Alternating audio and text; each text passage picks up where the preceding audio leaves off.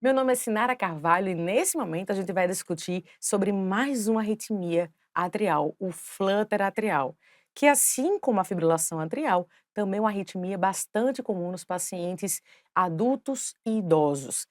E no caso das crianças não é uma arritmia tão frequente, mas a gente consegue encontrar esse tipo de arritmia nos pacientes, por exemplo, de pós-operatório de cirurgia cardíaca, em que alguns pacientes podem evoluir com aumentos de átrio direito ou átrio esquerdo. Mas como identificar no traçado eletrocardiográfico um flutter atrial?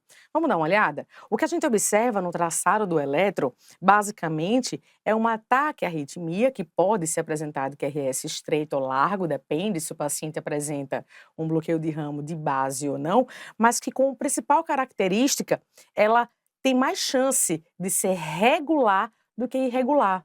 Nossa Senhora, mas existe flutter atrial irregular? Sim, existe. Mas comumente o flutter atrial costuma ter um intervalo RR regular.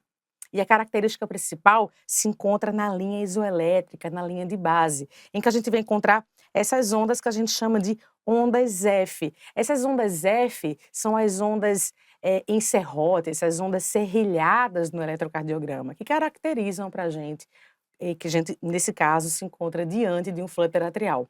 Observe que, diferente da fibrilação atrial, aqui a gente tem uma atividade organizada, diferente daquela bagunça que a gente costuma encontrar nos casos de fibrilação atrial.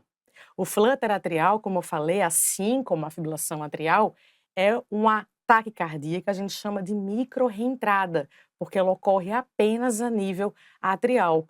O estímulo, ele nasce no átrio, ele continua no átrio, ele não passa, eventualmente ele passa para os ventrículos, porque a gente consegue enxergar QRS, mas a desorganização, ela está presente a nível atrial.